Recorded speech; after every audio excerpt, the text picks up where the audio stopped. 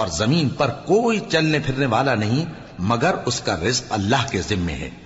وہ اس کے رہنے کی جگہ کو بھی جانتا ہے اور جہاں سونپا جاتا ہے اسے بھی. یہ سب کچھ کتاب روشن میں لکھا ہوا ہے. اور وہی تو ہے جس نے آسمانوں اور زمین کو 6 دن میں بنایا اور اس وقت اس کا عرش پانی پر تھا. تمہارے پیدا کرنے سے مقصود یہ ہے کہ وہ تم کو آزمائے کہ تم میں عمل کے لحاظ سے کون بہتر ہے.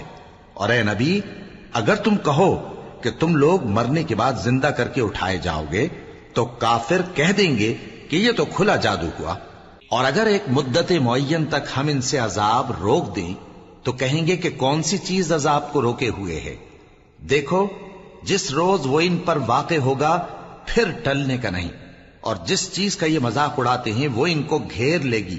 اور اگر ہم انسان کو اپنے پاس سے نعمت بخشیں پھر اس سے اس کو چھین لے تو نا امید اور ناشکرا ہو جاتا ہے. اور اگر تکلیف پہنچنے کے بعد آسائش کا مزہ چکھائیں تو خوش ہو کر کہتا ہے کہ سب سختیاں مجھ سے دور ہو گئیں. بے شک وہ ہے ہی خوشی میں مست ہو جانے والا، بڑا فخر جتانے والا. ہاں، جنہوں نے صبر کیا اور عمل نیک کیے یہی ہیں جن کے لیے بخشش اور اجر عظیم ہے. تو شاید تم کچھ چیز وہی میں سے جو تمہارے پاس آتی ہے چھوڑ دو اور اس خیال سے تمہارا دل تنگ ہو کہ کافر یہ کہنے لگیں کہ اس پر کوئی خزانہ کیوں نہیں نازل ہوا یا اس کے ساتھ کوئی فرشتہ کیوں نہیں آیا. اے نبی، تم تو صرف نصیحت کرنے والے ہو اور اللہ ہر چیز کا نگہبان ہے. کیا یہ لوگ کہتے ہیں کہ اس نے قرآن از خود بنا لیا ہے؟ کہہ دو کہ اگر سچے ہو تو تم بھی ایسی 10 صورتیں بنا لاؤ اور اللہ کے سوا جس جس کو بلا سکتے ہو بلا بھی لو. بس اگر وہ تمہاری بات قبول نہ کریں تو جان لو کہ یہ قرآن اللہ کے علم سے اترا ہے اور یہ کہ اس کے سوا کوئی معبود نہیں. تو کیا تم لوگ اسلام لاتے ہو؟ جو لوگ دنیا کی زندگی اور اس کی زیب و زینت کے طالب ہوں ہم ان کے اعمال کا بدلہ انہیں دنیا ہی میں دے دیتے ہیں اور اس میں ان کی حق تلفی نہیں کی جاتی. یہ وہ لوگ ہیں جن کے لیے آخرت میں آتش جہنم کے سوا اور کچھ نہیں. اور جو عمل انہوں نے دنیا میں کیے سب برباد اور جو کچھ یہ کرتے رہے سب ضائع ہوا. بھلا جو لوگ اپنے پروردگار کی طرف سے دلیل روشن رکھتے ہوں اور ان کے ساتھ ایک آسمانی گواہ بھی اس کی جانب سے ہو اور اس سے پہلے موسیٰ کی کتاب ہو جو پیشوا اور رحمت ہے، تو کیا وہ قرآن پر ایمان نہیں لائیں گے؟ یہی لوگ تو اس پر ایمان لاتے ہیں. اور جو کوئی اور فرقوں میں سے اس سے منکر ہو تو اس کا ٹھکانہ آگ ہے.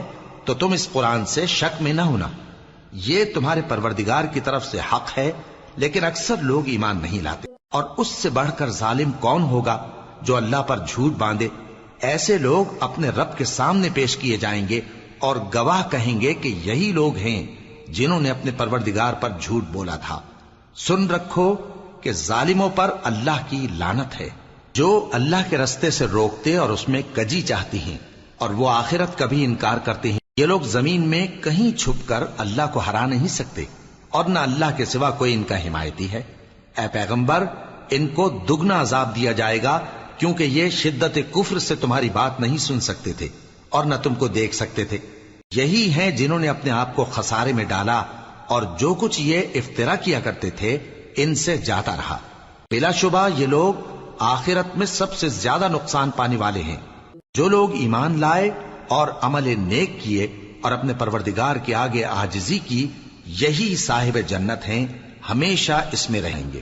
دونوں فریقوں یعنی کافر و مومن کی مثال ایسی ہے جیسے ایک اندھا بہرا ہو اور ایک دیکھتا سنتا. بھلا دونوں کا حال یکساں ہو سکتا ہے؟ پھر تم سوچتے کیوں نہیں؟ اور ہم نے نوح کو ان کی قوم کی طرف بھیجا تو انہوں نے ان سے کہا کہ میں تم کو کھول کھول کر ڈر سنانے اور یہ پیغام پہنچانے آیا ہوں کہ اللہ کے سوا کسی کی عبادت نہ کرو، مجھے تمہاری نسبت دردناک عذاب کا خوف ہے. تو ان کی قوم کے سردار جو کافر تھے کہنے لگے کہ ہم تم کو اپنے ہی جیسا ایک آدمی دیکھتے ہیں اور یہ بھی دیکھتے ہیں کہ تمہارے پیرو وہی لوگ ہوئے ہیں جو ہم میں ادنا درجے کے ہیں اور وہ بھی سطحی رائے سے، اور ہم تم میں اپنے اوپر کسی طرح کی فضیلت نہیں دیکھتے بلکہ تمہیں جھوٹا خیال کرتے ہیں. فرمایا کہ اے قوم دیکھو تو اگر میں اپنے پروردگار کی طرف سے دلیل روشن رکھتا ہوں اور اس نے مجھے اپنے ہاں سے رحمت بخشی ہو جس کی حقیقت تم سے پوشیدہ ہو گئی ہے، تو کیا ہم اس کے لیے تمہیں مجبور کر سکتے ہیں جبکہ تم اس سے ناخوش ہو؟ اور اے قوم، میں اس نصیحت کے بدلے تم سے مال و زر کا مطالبہ تو نہیں کرتا، میرا صلہ تو اللہ کے ذمے ہے، اور جو لوگ ایمان لائے ہیں میں ان کو نکالنے والا بھی نہیں ہوں، وہ تو اپنے پروردگار سے ملنے والے ہیں، لیکن میں دیکھتا ہوں کہ تم لوگ نادانی کر رہے ہو۔ اے میری قوم، اگر میں ان کو نکال دوں تو اللہ کی گرفت سے بچانے کے لیے کون میری مدد کر سکتا ہے؟ بھلا تم غور کیوں نہیں کرتے؟ اور میں نہ تم سے یہ کہتا ہوں کہ میرے پاس اللہ کے خزانے ہیں، اور نہ یہ کہ میں غیب جانتا ہوں، اور نہ یہ کہتا ہوں کہ میں فرشتہ ہوں، اور نہ ان لوگوں کی نسبت جن کو تم حقارت کی نظر سے دیکھتے ہو یہ کہتا ہوں کہ اللہ ان کو بھلائی یعنی اعمال کی جزا نہیں دے گا۔ جو ان کے دلوں میں ہے اسے اللہ خوب جانتا ہے، اگر میں ایسا کہوں تو بے انصافوں میں ہو جاؤں۔ انہوں نے کہا کہ نوح، تم نے ہم سے جھگڑا تو کیا اور جھگڑا بھی بہت کیا، اب اگر تم سچے ہو تو جس چیز سے ہمیں ڈراتے ہو وہ ہم پر لا نازل کرو۔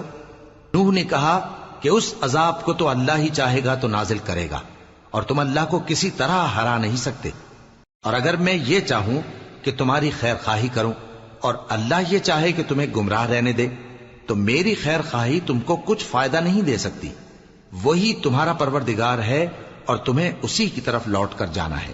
کیا یہ لوگ کہتے ہیں کہ اس پیغمبر نے قرآن اپنے دل سے بنا لیا ہے؟ کہہ دو کہ اگر میں نے دل سے بنا لیا ہے تو میرے گناہ کا وبال مجھ پر، اور جو گناہ تم کرتے ہو اس سے میں بری الذمہ ہوں۔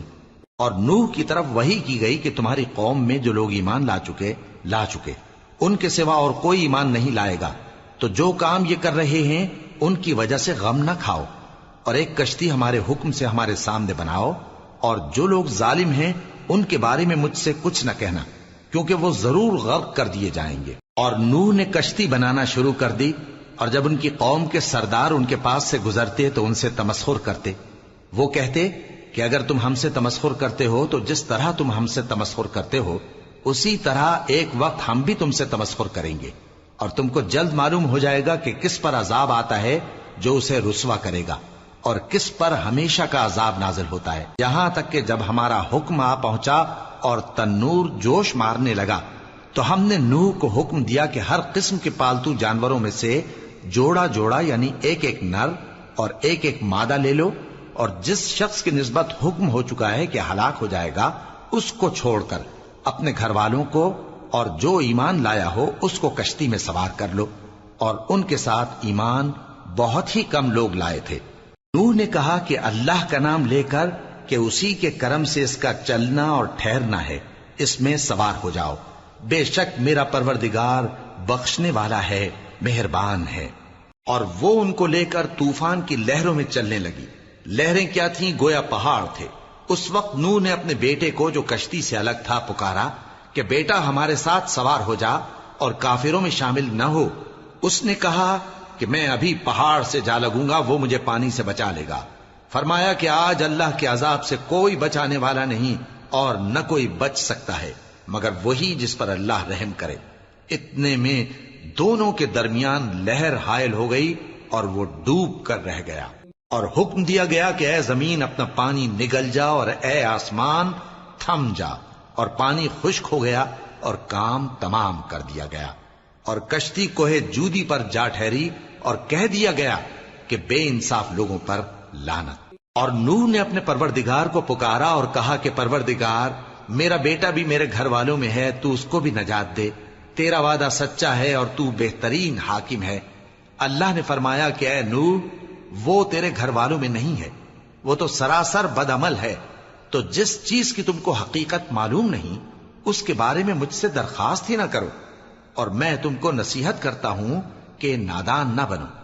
نوح نے کہا پروردگار، میں تجھ سے پناہ مانگتا ہوں کہ ایسی چیز کی تجھ سے درخواست کروں جس کی حقیقت مجھے معلوم نہیں، اور اگر تو مجھے نہیں بخشے گا اور مجھ پر رحم نہیں فرمائے گا تو میں تباہ ہو جاؤں گا۔ حکم ہوا کہ نوح ہماری طرف سے سلامتی اور برکتوں کے ساتھ جو تم پر اور تمہارے ساتھ کی جماعتوں پر نازل کی گئی ہیں اتر آؤ، اور کچھ اور جماعتیں ہوں گی جن کو ہم دنیا کے فوائد سے بہرہ مند کریں گے، پھر ان کو ہماری طرف سے عذاب علیم پہنچے گا۔ یہ حالات غیب کی خبروں میں سے ہیں جو ہم تمہاری طرف بھیجتے ہیں، اور اس سے پہلے نہ تم ہی ان کو جانتے تھے اور نہ تمہاری قوم ہی ان سے واقف تھی، تو صبر کرو کہ انجام پرہیزگاروں ہی کا بھلا ہے۔ اور ہم نے قوم عاد کی طرف ان کے بھائی ہود کو بھیجا.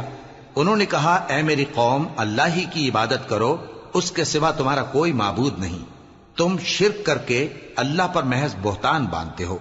میری قوم میں اس واض و نصیحت کا تم سے کچھ صلہ نہیں مانگتا. میرا صلہ تو اس کے ذمے ہے جس نے مجھے پیدا کیا.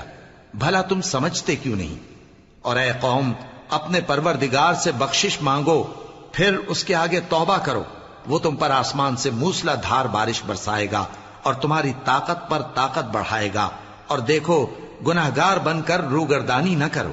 وہ بولے ہود تم ہمارے پاس کوئی دلیل ظاہر نہیں لائے، اور ہم صرف تمہارے کہنے سے نہ اپنے معبودوں کو چھوڑنے والے ہیں اور نہ تم پر ایمان لانے والے ہیں. ہم تو یہ سمجھتے ہیں کہ ہمارے کسی معبود نے تمہیں تکلیف پہنچا کر دیوانہ کر دیا ہے. انہوں نے کہا کہ میں اللہ کو گواہ کرتا ہوں اور تم بھی گواہ رہو کہ جن کو تم اللہ کا شریک بناتے ہو میں ان سے بیزار ہوں. یعنی جن کی اللہ کے سوا عبادت کرتے ہو، تو تم سب مل کر میرے بارے میں جو تدبیر کرنی چاہو کر لو اور مجھے مہلت نہ دو. میں اللہ پر جو میرا اور تمہارا سب کا پروردگار ہے بھروسہ رکھتا ہوں. زمین پر جو چلنے پھرنے والا ہے وہ اللہ کے قبضہ قدرت میں ہے. بے شک میرا پروردگار سیدھے رستے پر ہے. اب اگر تم روگردانی کرو گے تو جو پیغام میرے ذریعے تمہاری طرف بھیجا گیا ہے وہ میں نے تمہیں پہنچا دیا ہے، اور میرا پروردگار تمہاری جگہ اور لوگوں کو لا بسائے گا، اور تم اللہ کا کچھ بھی نہیں بگاڑ سکو گے. میرا پروردگار تو ہر چیز پر نگہبان ہے. اور جب ہمارا حکم عذاب آ پہنچا تو ہم نے ہود کو اور جو لوگ ان کے ساتھ ایمان لائے تھے ان کو اپنی مہربانی سے بچا لیا اور انہیں عذاب شدید سے نجات دی. یہ وہی قوم عاد ہے جس نے اللہ کی نشانیوں سے انکار کیا اور اس کے پیغمبروں کی نافرمانی کی اور ہر سرکش و متکبر کا کہا مانا. اور اس دنیا میں بھی لعنت ان کے پیچھے لگی رہی اور قیامت کے دن بھی لگی رہے گی. دیکھو قوم عاد نے اپنے پروردگار سے کفر کیا، اور سن رکھو قوم عاد پر پھٹکار ہے جو ہود کی قوم تھی. اور قوم سمود کی طرف ان کے بھائی صالح کو بھیجا تو انہوں نے کہا اے قوم اللہ ہی کی عبادت کرو، اس کے سوا تمہارا کوئی معبود نہیں. اسی نے تم کو زمین سے پیدا کیا اور اس میں آباد کیا، تو اس سے مغفرت مانگو اور اس کے آگے توبہ کرو. بے شک میرا پروردگار نزدیک بھی ہے اور دعا کا قبول کرنے والا بھی ہے. انہوں نے کہا کہ صالح اس سے پہلے ہم تم سے کئی طرح کی امیدیں رکھتے تھے، اب وہ منقطع ہو گئی. کیا تم ہم کو ان چیزوں سے منع کرتے ہو جن کو ہمارے بزرگ پوجتے آئے ہیں؟ اور جس بات کی طرف تم ہمیں بلاتے ہو اس کی طرف سے ہم بڑے بھاری شک میں ہیں. صالح نے کہا اے میری قوم بھلا دیکھو تو اگر میں اپنے پروردگار کی طرف سے کھلی دلیل پر ہوں اور اس نے مجھے اپنے ہاتھ سے نبوت کی نعمت بخشی ہو، تو اگر میں اللہ کی نافرمانی کروں تو اس کے سامنے میری کون مدد کرے گا؟ تم تو کفر کی باتوں سے میرا نقصان ہی کرتے ہو. اور یہ بھی کہا کہ اے قوم یہ اللہ کی اونٹنی تمہارے لیے ایک نشانی یعنی معجزہ ہے، تو اس کو چھوڑ دو کہ اللہ کی زمین میں جہاں چاہے چرتی پھرے، اور اس کو کسی طرح کی تکلیف نہ دینا ورنہ تمہیں جلد عذاب آ پکڑے گا. مگر انہوں نے اس کو کاٹ ڈالا. تو صالح نے کہا کہ اپنے گھروں میں 3 دن اور فائدے اٹھا لو، یہ وعدہ ہے کہ جھوٹا نہ ہوگا. پس جب ہمارا حکم آ گیا تو ہم نے صالح کو اور جو لوگ ان کے ساتھ ایمان لائے تھے ان کو اپنی مہربانی سے بچا لیا اور اس دن کی رسوائی سے محفوظ رکھا. بے شک تمہارا پروردگار طاقتور ہے، زبردست ہے. اور جن لوگوں نے ظلم کیا تھا ان کو چنگھاڑ کی صورت میں عذاب نے آ پکڑا تو وہ اپنے گھروں میں اوندھے پڑے رہ گئے، گویا کبھی ان میں بسے ہی نہ تھے. سن رکھو کہ قوم سمود نے اپنے پروردگار سے کفر کیا، اور سن رکھو قوم سمود پر پھٹکار ہے. اور ہمارے فرشتے ابراہیم کے پاس بشارت لے کر آئے تو سلام کہا، انہوں نے بھی جواب میں سلام کہا. ابھی کچھ وقفہ نہیں ہوا تھا کہ ابراہیم ایک بھنا ہوا بچڑا لے آئے. پھر جب دیکھا کہ ان کے ہاتھ کھانے کی طرف نہیں بڑھتے یعنی وہ کھانا نہیں کھاتے تو ان کو اجنبی سمجھ کر دل میں خوف کیا. فرشتوں نے کہا کہ خوف نہ کیجیے، ہم قوم لوط کی طرف ان کے ہلاک کرنے کو بھیجے گئے ہیں. اور ابراہیم کی بیوی جو پاس کھڑی تھی ہنس پڑی، تو ہم نے اس کو اسحاق کی اور اسحاق کے بعد یعقوب کی خوشخبری دی. اس نے کہا اے میرے بچہ ہوگا، میں تو بڑھیا ہوں اور یہ میرے میاں بھی بوڑھے ہیں، یہ تو بڑی عجیب بات ہے. انہوں نے کہا کیا تم اللہ کی قدرت سے تعجب کرتی ہو؟ اے اہل بیت، تم پر اللہ کی رحمت اور اس کی برکتیں ہیں، وہ لائق تعریف ہے، بڑا ہے۔ پھر جب ابراہیم سے خوف جاتا رہا اور ان کو خوشخبری بھی مل گئی تو قوم لوط کے بارے میں لگے ہم سے بحث کرنے۔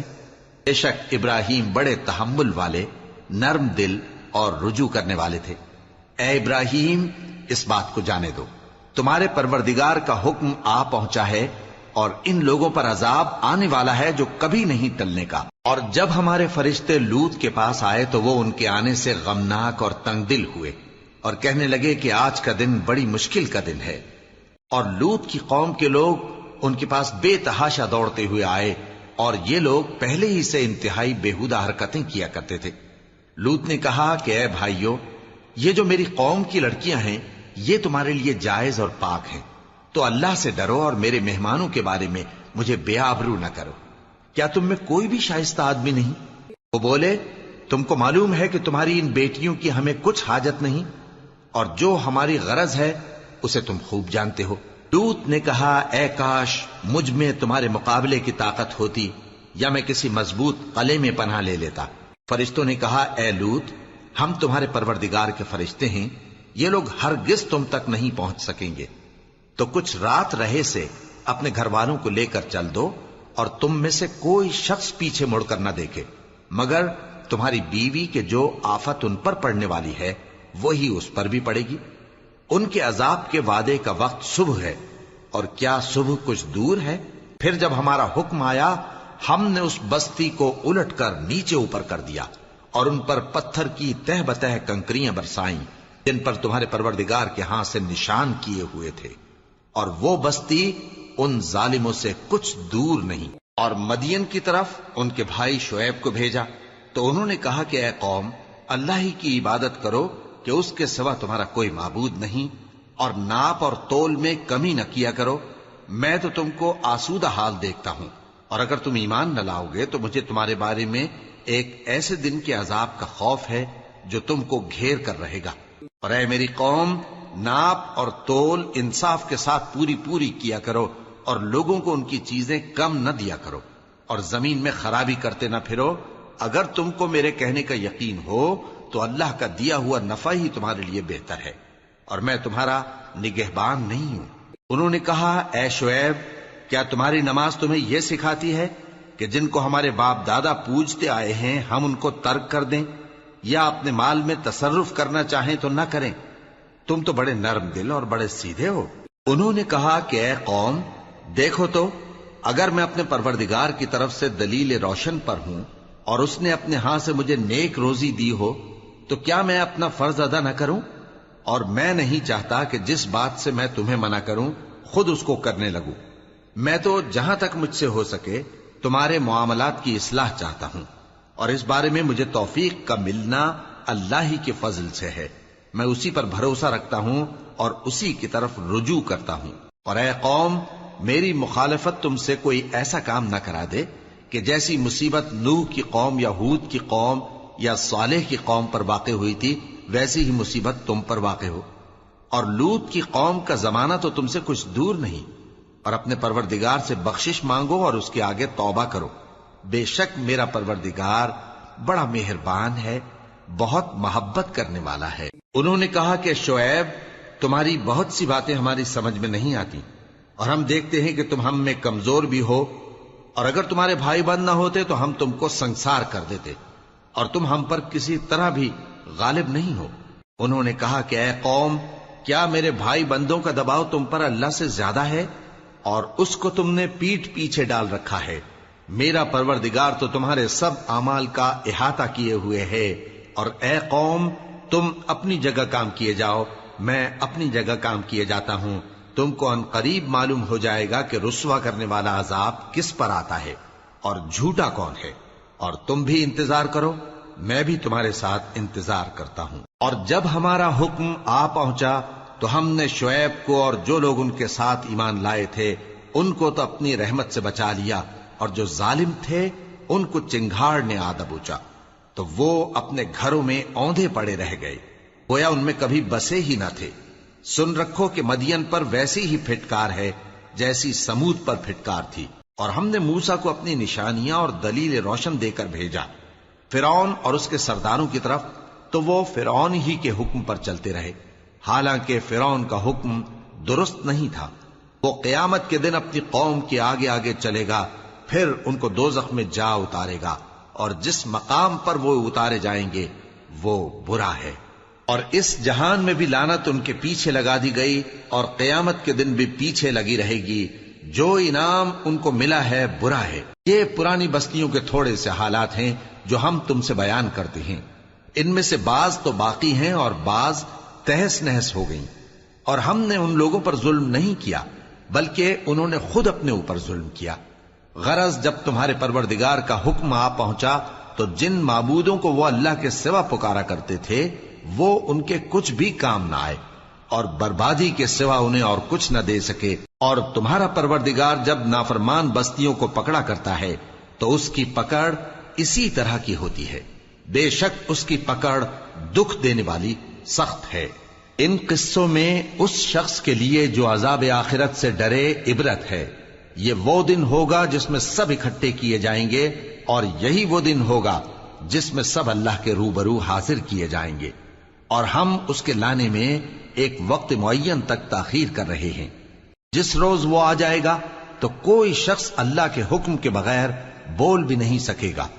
پھر ان میں سے کچھ بدبخت ہوں گے اور کچھ نیک بخت۔ تو جو بدبخت ہوں گے وہ دوزخ میں ڈال دیے جائیں گے، اس میں ان کو چلانا اور دھاڑنا ہوگا۔ جب تک آسمان و زمین ہیں وہ اسی میں رہیں گے مگر جتنا تمہارا پروردگار چاہے، بے شک تمہارا پروردگار جو چاہتا ہے کر دیتا ہے۔ اور جو نیک بخت ہوں گے وہ بہشت میں داخل کیے جائیں گے، اور جب تک آسمان اور زمین ہیں ہمیشہ اسی میں رہیں گے مگر جتنا تمہارا پروردگار چاہے۔ یہ اللہ کی بخشش ہے جو کبھی منقطع نہیں ہوگی۔ تو یہ لوگ جو غیر اللہ کی پرستش کرتے ہیں اس سے تم شک میں نہ پڑنا، یہ اسی طرح پرستش کرتے ہیں جس طرح پہلے سے ان کے باپ دادا پرستش کرتے آئے ہیں، اور ہم ان کو ان کا حصہ پورا پورا بغیر کچھ کم کیے دینے والے ہیں۔ اور ہم نے موسیٰ کو کتاب دی تو اس میں اختلاف کیا گیا، اور اگر تمہارے پروردگار کی طرف سے ایک بات پہلے نہ ہو چکی ہوتی تو ان میں فیصلہ کر دیا جاتا، اور وہ تو اس کی طرف سے بڑے بھاری شک میں پڑے ہوئے ہیں۔ اور تمہارا پروردگار ان سب کو قیامت کے دن ان کے اعمال کا پورا پورا بدلہ دے گا، بے شک جو عمل یہ کرتے ہیں وہ اس سے واقف ہے۔ سو اے پیغمبر، جیسا تم کو حکم ہوتا ہے اس پر تم اور جو لوگ تمہارے ساتھ تائب ہوئے ہیں قائم رہو، اور حد سے تجاوز نہ کرنا، وہ تمہارے سب اعمال کو دیکھ رہا ہے۔ اور مسلمانوں، جو لوگ ظالم ہیں ان کی طرف مائل نہ ہونا، نہیں تو تمہیں بھی دوزخ کی آگ آ لپٹے گی، اور اللہ کے سوا تمہارے کوئی دوست نہیں ہوں گے، پھر تمہیں کوئی مدد بھی نہ ملے گی۔ اور دن کے دونوں سروں یعنی صبح اور شام کے اوقات میں اور رات کی چند ساعتوں میں نماز پڑھا کرو، کچھ شک نہیں کہ نیکیاں گناہوں کو دور کر دیتی ہیں۔ یہ ان کے لیے نصیحت ہے جو نصیحت قبول کرنے والے ہیں۔ اور صبر کیے رہو کہ اللہ نیکوکاروں کا اجر ضائع نہیں کرتا۔ تو جو امتیں تم سے پہلے گزر چکی ہیں ان میں ایسے ہوش مند کیوں نہ ہوئے جو ملک میں خرابی کرنے سے روکتے؟ ہاں، ایسے تھوڑے سے تھے جن کو ہم نے ان میں سے نجات بخشی، اور جو ظالم تھے وہ انہی باتوں کے پیچھے لگے رہے جن میں عیش و آرام تھا، اور وہ گناہوں میں ڈوبے ہوئے تھے۔ اور تمہارا پروردگار ایسا نہیں ہے کہ بستیوں کو جبکہ وہاں کے باشندے نیکوکار ہوں از راہ ظلم تباہ کر دے۔ اور اگر تمہارا پروردگار چاہتا تو تمام لوگوں کو ایک ہی جماعت کر دیتا، اور وہ برابر اختلاف کرتے رہیں گے، مگر جن پر تمہارا پروردگار رحم فرمائے، اور اسی لیے اس نے ان کو پیدا کیا ہے۔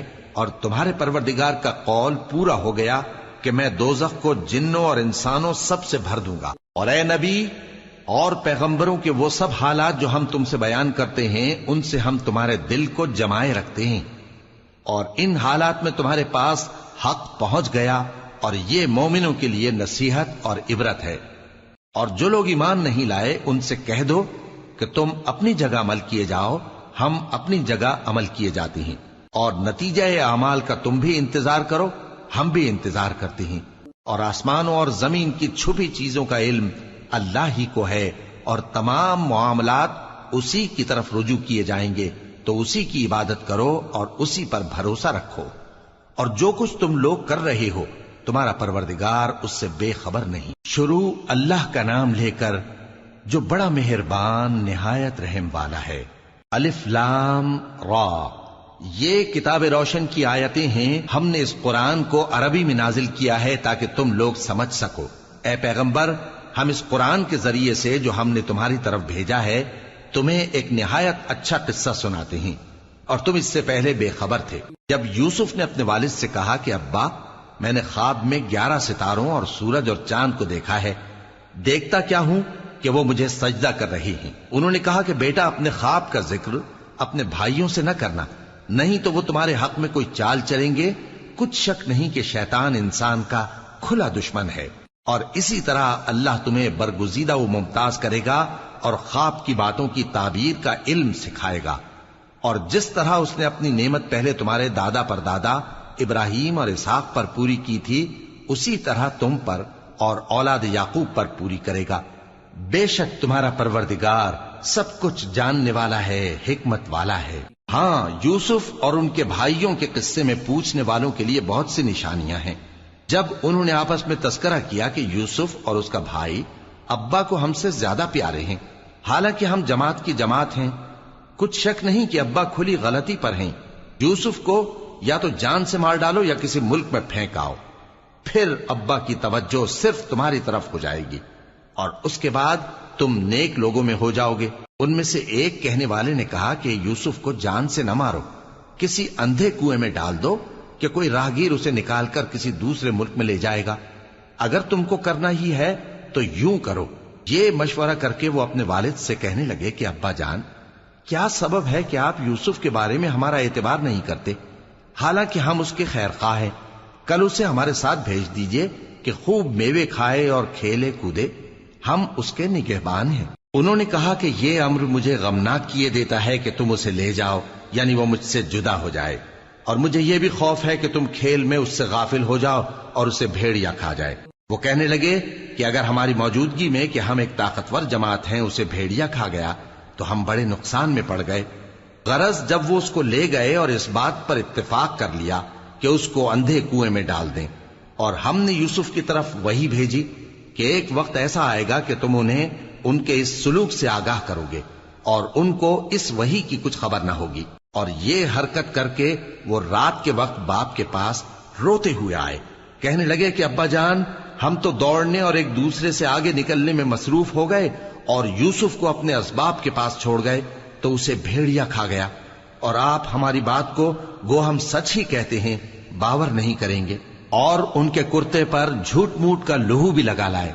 یعقوب نے کہا کہ یوں نہیں ہے، بلکہ تم اپنے دل سے یہ بات بنا لائے ہو۔ اچھا، صبر کہ وہی خوب ہے، اور جو تم بیان کرتے ہو اس کے بارے میں اللہ ہی سے مدد چاہیے۔ اور اب اللہ کی شان دیکھو کہ اس کنویں کے قریب ایک قافلہ آوارد ہوا اور انہوں نے پانی کے لیے اپنا سقا بھیجا، تو اس نے کنویں میں ڈول لٹکایا، یوسف اس سے لٹک گئے۔ وہ بولا، زہے قسمت، یہ تو ایک لڑکا ہے، اور اس کو قیمتی سرمایہ سمجھ کر چھپا لیا۔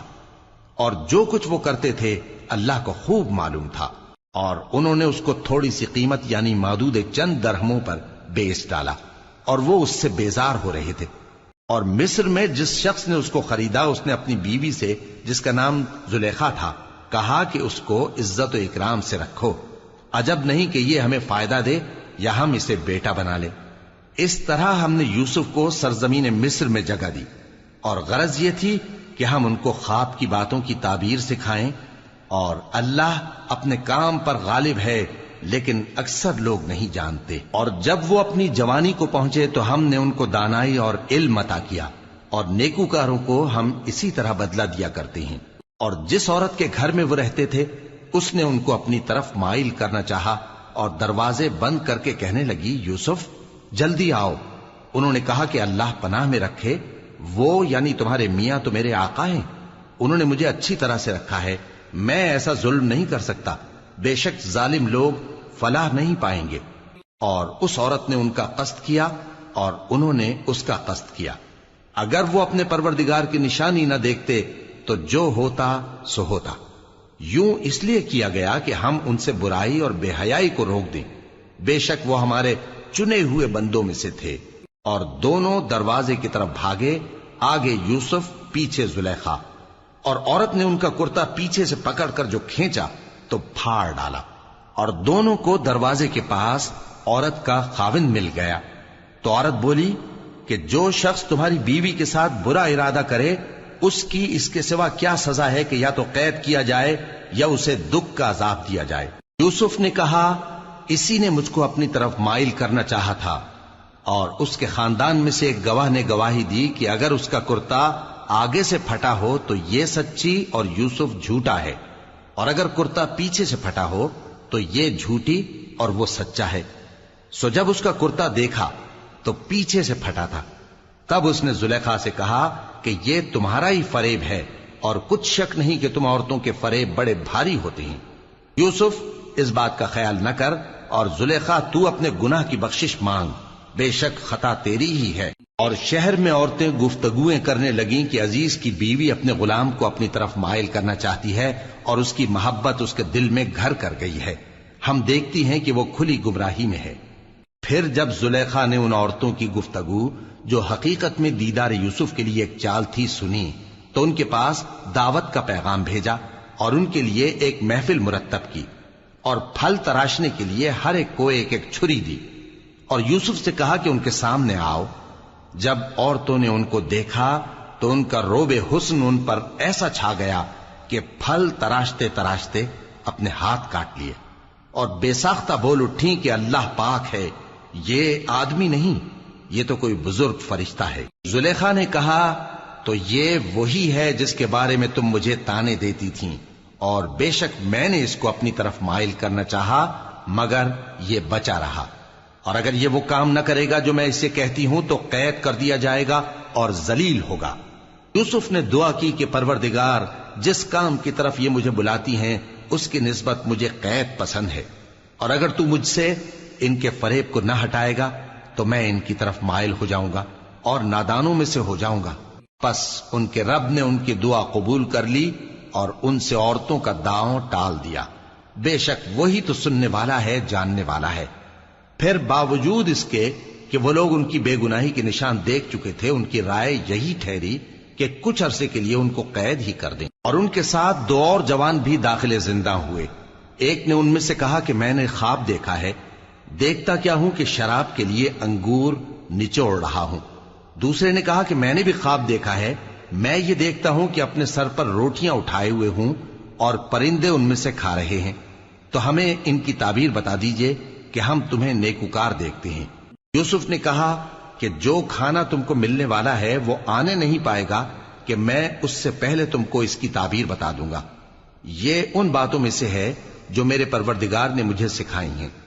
جو لوگ اللہ پر ایمان نہیں لاتے اور آخرت کا انکار کرتے ہیں، میں نے ان کا مذہب چھوڑ دیا ہے، اور میں اپنے باپ دادا ابراہیم اور اسحاق اور یعقوب کے مذہب پر چلتا ہوں۔